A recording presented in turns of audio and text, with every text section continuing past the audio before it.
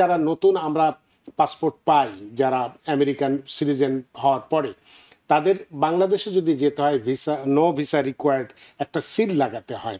তো এটা খুবই কি জরুরি? অনেকেরই কনফিউজ থাকে, আমাদের কাছে প্রায় কোশ্চেনটা আসে যে 6 মান্থ ভ্যালিডেশন আমার কি যাওয়ার সময় থাকতে হবে না আসার সময়? না, যখন আমরা জার্নি কমপ্লিট করব তখন থেকে 6 মান্থ। আপনার ট্রাভেলিংটা হয় 2 ওয়ে। আপনি যাচ্ছেন জানুয়ারির 10, আপনি ফিরবেন মার্চের 7, তাহলে সেপ্টেম্বরের 8 পর্যন্ত আপনার ভ্যালিড থাকতে হবে। এই জায়গায় নো রিকোয়ার্ড ভিসাটা আপনি করে নেন, যে ফ্যাসিলিটিসটা আপনার থাকবে সেটা 10 ইয়ার্সের জন্য। পাসপোর্টের মেয়াদ যদি কতদিন থাকা অবস্থায় আমি বিদেশে বা বাইরে যেতে পারবো, ট্রাভেল করতে পারবো, যাওয়ার সময় এবং আসার সময় কোনটা ধরা হবে? মেয়াদটাকে 6 মাস, বিশেষ করে 6 মাসের কথা বলা হয়, এটি আপনি একটু ব্যাখ্যা করবেন। আরেকটি হচ্ছে যারা নতুন আমরা পাসপোর্ট পাই, যারা আমেরিকান সিটিজেন হওয়ার পরে তাদের বাংলাদেশে যদি যেতে হয় ভিসা, নো ভিসা রিকোয়ার্ড একটা সিল লাগাতে হয়। তো এটা খুবই কি জরুরি? যদি আমি না লাগাতে পারি, জরুরি প্রয়োজনে আমাকে যেতে হয়, সেক্ষেত্রে বাংলাদেশের এয়ারপোর্টে গেলে কোনো সমস্যা হয় কিনা বা কি ধরনের ব্যবস্থা নিতে হয় এবং এগুলো করার প্রক্রিয়াটা কি, কি কাগজপত্র, কত টাকা লাগে, এইগুলো একটু উত্তর নিয়ে আমরা দর্শকের কাছে যাব। ধন্যবাদ আবার আপনাকে রানা ভাই। অনেকেরই কনফিউজ থাকে, আমাদের কাছে প্রায় কোশ্চেনটা আসে যে 6 মান্থ ভ্যালিডেশন আমার কি যাওয়ার সময় থাকতে হবে না আসার সময়? না, যখন আমরা জার্নি কমপ্লিট করব তখন থেকে 6 মান্থ। আচ্ছা, যদি ওয়ান ওয়ে হয়, আপনি যদি দেশে যান, তাইলে যদি সেটা আপনার ইউএস পাসপোর্ট হোক আর বাংলাদেশি পাসপোর্ট হোক, আপনাকে 6 মান্থ থাকতে হবে। লেটস সি আজকে জানুয়ারির 10 তারিখ এক্সাম্পল, তাইলে আপনাকে জুলাইয়ের 11 পর্যন্ত আপনার পাসপোর্ট ভ্যালিড থাকতে হবে ট্রাভেল করার জন্য। এবার যদি পাসপোর্টটা হয়, আপনার ট্রাভেলিংটা হয় 2 ওয়ে। আপনি যাচ্ছেন জানুয়ারির 10, আপনি ফিরবেন মার্চের 7, তাহলে সেপ্টেম্বরের 8 পর্যন্ত আপনার ভ্যালিড থাকতে হবে। আপনি যখন ফিরবেন মার্চ, হিসাব কিন্তু মার্চ হবে না, ওই দিন থেকে যেদিন আপনার যাত্রা ফিরে আসে তখন থেকে এডিশনাল 6 মান্থ, 6 মাস থাকতে হবে, এডিশনাল 6 মান্থ। তাইলে আপনাদের জিনিসটা অনেকটা ক্লিয়ার হবে। আমরা যখন যাব সেই টাইমে আমরা কাউন্ট করব না, আমরা যেদিন আসব ওইটাও কাউন্ট করব না, আসা থেকে 6 মান্থ এক্সট্রা। আচ্ছা, জার্নি কমপ্লিট থেকে 6 মান্থ এক্সট্রা আপনার পাসপোর্টে ভ্যালিড থাকতে হবে, সেটা ইউএস পাসপোর্ট হোক পর বাংলাদেশি পাসপোর্ট হোক। কারো কারো কোশ্চেন থাকে, আমার তো বাংলাদেশি পাসপোর্ট, আমি বাংলাদেশে যাচ্ছি, সেম থিং। যদি কারো এরকম হয় নিতান্তই ট্রাভেলিং করতে হয়, যদি বাংলাদেশি পাসপোর্টের ক্ষেত্রে হয়, কনসুলেট থেকে একটা ট্রাভেল ডকুমেন্ট ওরা দেয় 1 পাতার, সেটা দিয়ে আপনি ট্রাভেল করতে পারবেন, কোনো সমস্যা নাই।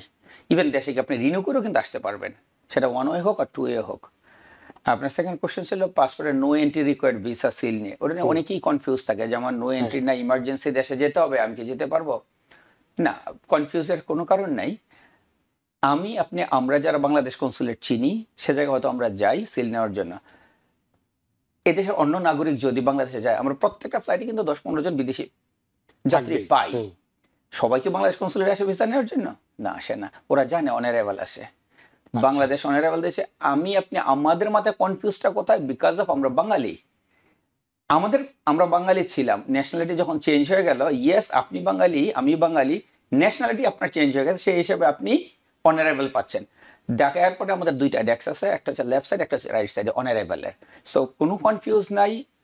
যদি কারো যদি আপনি একবার অনারাইভাল এই জায়গাতে না নিয়ে এ জায়গায় নো রিকোয়ার্ড ভিসাটা আপনি করে নেন, যে ফ্যাসিলিটিসটা আপনার থাকবে সেটা 10 ইয়ার্সের জন্য। তো এই জিনিসটা ডেফিনেটলি করা উচিত। ওই জায়গায় আপনাকে অনলি একবার দিবে এবং 30 ডেজ। এখন যদি আপনার যাত্রা 90 ডেজ হয় আর 60 ডেজ হয়, তখন কিন্তু আপনার চলবে না। আপনাকে 30 ডেজের ভিসা অনারাইভাল দিবে অনলি ঢাকা এয়ারপোর্ট। তখন কি বিকল্প কি আছে? সেজন্যই আপনাকে 30 ডেজের মধ্যে যাত্রা করতে হবে। ওর আগে আপনাকে নো রিকোয়ার্ড ভিসা সিল থাকতেই হবে। যদি নো রিকোয়ার্ড ভিসা আপনি একবার করেন, এটা ভ্যালিড আপনার যতদিন পাসপোর্ট আছে, সেটা 10 বছরের জন্য। আর ওই জায়গায় আপনি সেম পেমেন্ট দিবেন ইচ টাইম সিঙ্গেল এন্ট্রির জন্য। কত পেমেন্ট, কত ডলার?